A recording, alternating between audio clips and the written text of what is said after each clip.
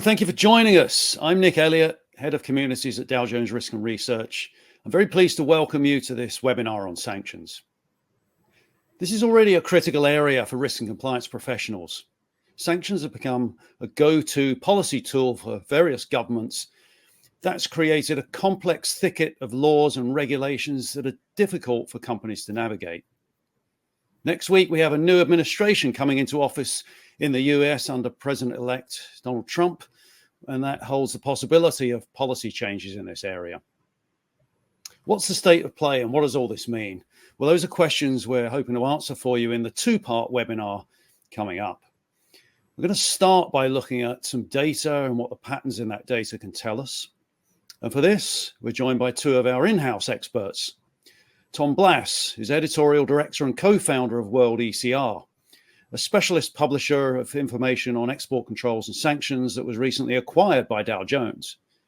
We're also joined by Miroslava Panushkikova, who works on our extensive sanctions database as part of that team. She has 20 years of experience in this field.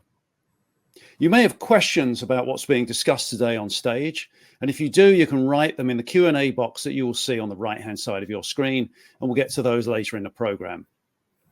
But first, I'm going to hand over to Tom to get the conversation started. Tom, welcome. Nick, thank you so much for the introduction, and it's great to be here with distinguished co-panelists. Miroslava, if we go to the first slide, what we have is a fascinating representation of sanctions developments over the last 5 years or so. What we're looking at here is sanctions additions, changes and delistings for the United Nations, the United States, United Kingdom and European Union for a period that spans from Jan 2020, the beginning of the Biden administration, through to the present. Just to locate us, clearly there's a spike for March 2022. This, I think, is the beginning of the ramping up of sanctions after Russia's invasion of Ukraine. Can we start to unpack that diagram a little bit more? For example, it includes changes, additions, and delistings. So what kind of things are caught by that change category? Is it merely an administrative term? Sure. So let's have a look at the diagram and look at the actual kind of volumes and numbers and types of changes. As you said, there is a number of changes captured there, in addition to additions and delistings. These are very straightforward to understand. So changes can be of several types. In most instances, these are material changes where the regulators update existing designations and add additional detail to the listed names, whether it's people, entities, ships, or whoever has been designated previously. So these could be new data points, such as date of birth. It could be addresses. It could be identifying numbers to help with the identification of the designated subject. It could also be a change to the designation itself, so addition of the subject under a new sanctions regime. It could also be a change, which we have seen a lot of in the past years, where the subject originally sanctioned under sectoral sanctions move over to SDN type of list, and many other different kind of changes also fall in here. And lastly, some of these are also referring to corrections of the originally published data. There is obviously a lot of users of sanctions data and that feedback on it. And if there is any error or kind of discrepancy or lack of clarity that is observed by those users and their feedback, often regulators update those designations to make it clear and correct. And within Dow Jones, our research team also is one of those that contribute to that feedback. Okay, so for example, we've got a huge spike there for July 2024. What does that represent exactly? Yes, so that was the absolute majority of that spike actually refers to a massive update that was issued by OFAC back in July, and in what otherwise would be a fairly quiet month of holidays for most. But in terms of sanction activity, we usually don't see that much happening. That update consisted of changes to almost 4,000 entries. So a substantial part of the OFAC SDN list was updated in that one day. And all of these had one thing in common. They all had language around secondary sanctions list, risk added to their listings. All of them were Russia kind of sanction regime related listings. And while the subjects on that list remained exactly the same, the information that was provided on those subjects remained exactly the same. That one piece of extra information surrounding that secondary sanctions list, that was actually quite a big material difference for many who need to screen against sanctions data. And it was a clear message of increased pressure on Russia, right, and also on any third country actors that facilitate Russia's access to global economy, because that's a secondary sanction, as very powerful tool to penalize sanctions evasion. Absolutely. And I remember it because it was interesting. It was rather unfated. I don't even think that OFAC published a press release to go with it. But, just to be clear, what designating targets as being subject to secondary sanctions means is that it creates sanctions exposure risks for non-US organizations or entities that do business with those targets, even though they themselves are not subject to US jurisdiction. I mean, there's lots more to dig into there, but we don't have time in this session, I think. But if we move to the next diagram, what we see is very interesting as well, isn't it? Because that compares the number of sanctions targets now with the situation in 2020. And the one standout is, obvious, that there are very, very more sanctions now than there were then. So I think in the case of OFAC, we see designations of somewhere between 15,000 and 20,000, compared to somewhere between 5,000 and 10,000 in the EU, over 5,000. 4 years ago, they were less than that, or 5 years ago, they were less than that. But what else can we read into that? So, for example, if we compare the US and the EU and the UK, when it comes to the numbers of entities versus individuals who've been designated, what are we seeing there? Sure. So it's very obvious that the evolution of the kind of the size of the list and its breakdown has not necessarily been the same for all sanctions lists. And again, here we just looking at the four major kind of financial sanctions type of list, not all that are available, and that we see this double the size kind of evolution in that many more subjects were designated in those lists. And the breakdown by person and entity, it's really interesting. It's actually not something that might be very obvious when one thinks of sanctions, but when you look at the data and kind of compare, it quite stands out. And when we talk about kind of the individuals and entities, individuals tend to be the decision makers. They tend to be those that have been responsible for decisions that have been taken. For example, whether it's in this situation, the invasion of Ukraine, or whether those are the military decisions, whether there are any other. So those decision makers, those that influence those decisions. So we've seen designation against those close to political circles.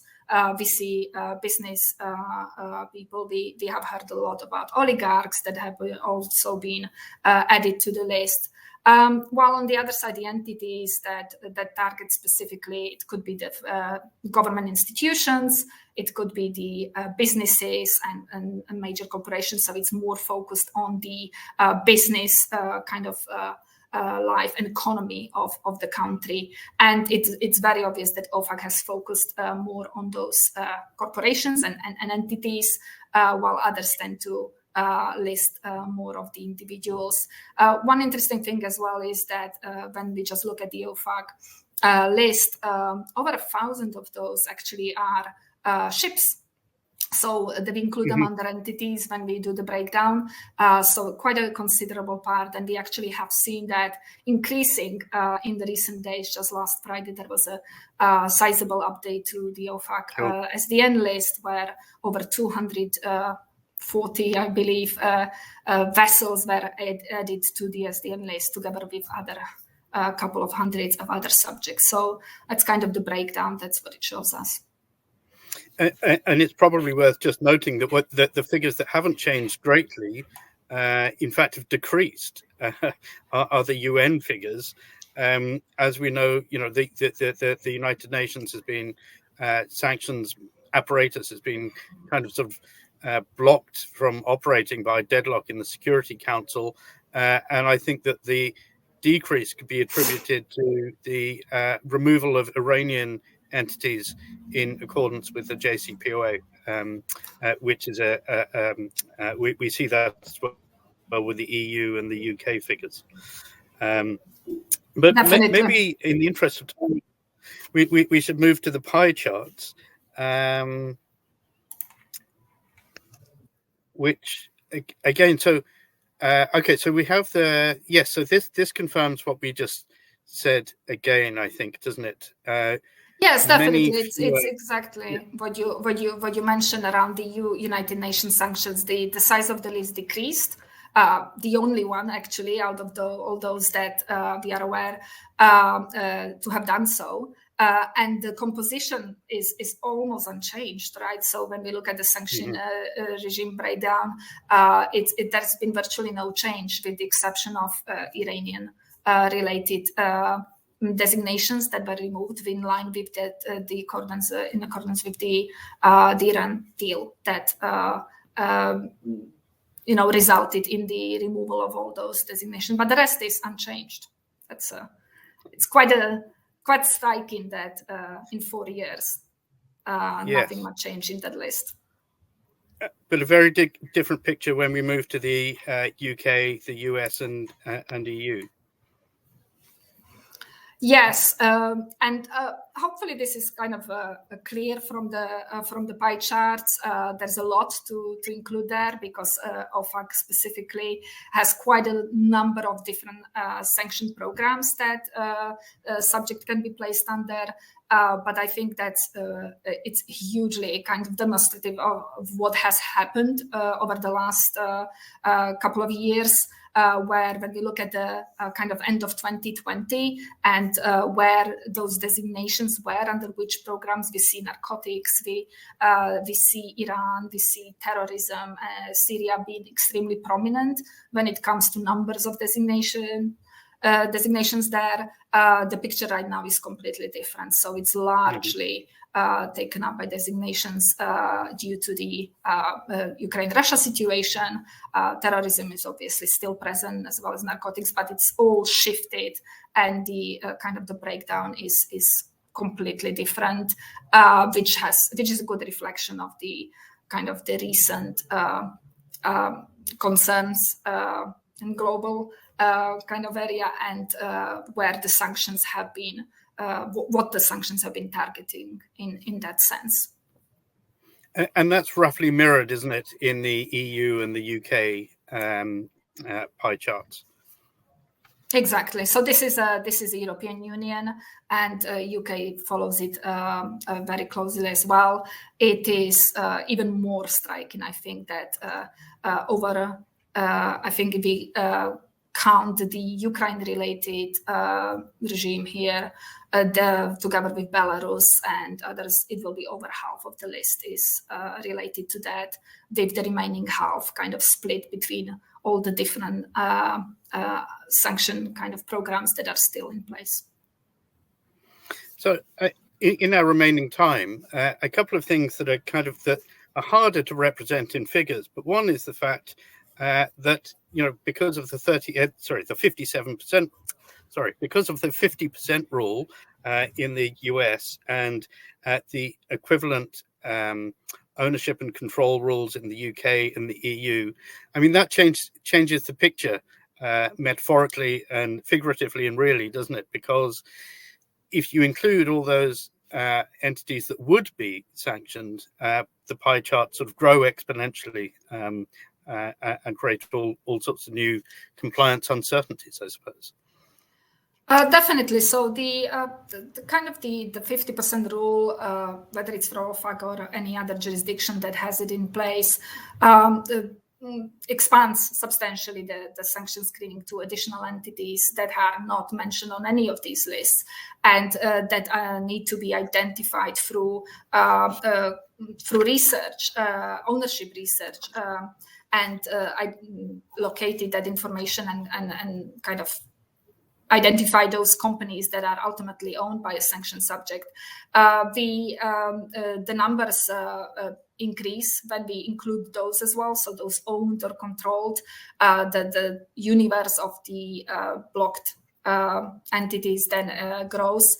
And another kind of particularity also is that when you actually look at the breakdown of those as well that are included under the sanction via ownership kind of area, it's that those that are sanctioned under Russian related sanction regimes again tend to have more holdings, more subsidiaries, more assets that are being identified, and that's very closely related also to the fact that a lot of designated entities are being businesses, corporations that have major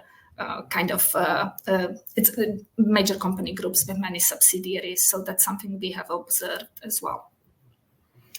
So we should say something very quickly about another sort of compliance bugbear, and that's the issue around divergence. We know that the UK and the US and the EU and other G7 countries have been broadly aligned on sanctions, especially on Russia and Belarus. But there are lots of points of divergence even amongst those, despite that alignment. I mean, we have different data points for the same subjects, different targets under equivalent regimes, and the UK forging its own path since Brexit. So that's created more sort of water, as it were, between allies. Would you say something about that very quickly?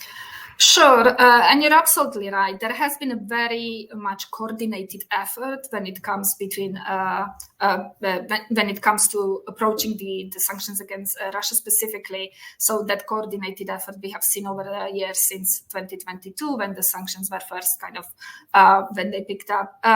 It's been a coordinated such a level of coordination we haven't seen, but that doesn't mean that there is a complete overlap between those sanctions lists. We could be looking at comparing two lists, and maybe 50, 60, 70% max of the sanction subject might be the same on both, but the rest are unique to that particular list. So, and of course, when you look at the size of OFAC SDN list, there is a lot of unique content there because it's just not replicated on any other list. But as you also mentioned, the actual data points that are published as part of designations, even if the same person or entity is sanctioned under multiple jurisdictions, it doesn't mean the data points published for that subject are the same, which has quite an impact when one is screening in different jurisdictions. You can get completely different screening results because of that divergence. So there's quite a lot that causes complexity. And it's only, we're only talking about the four majors list. When we look at the remaining kind of universe with many other countries publishing national list, that divergence gets quite considerable. Well, in a sense, it's going to be fascinating to know what it looks like in 5 years' time, because I think it's going to be a very different set of pictures. But Miroslava, thank you for showing us those slides. And Nick, I'm going to hand back to you.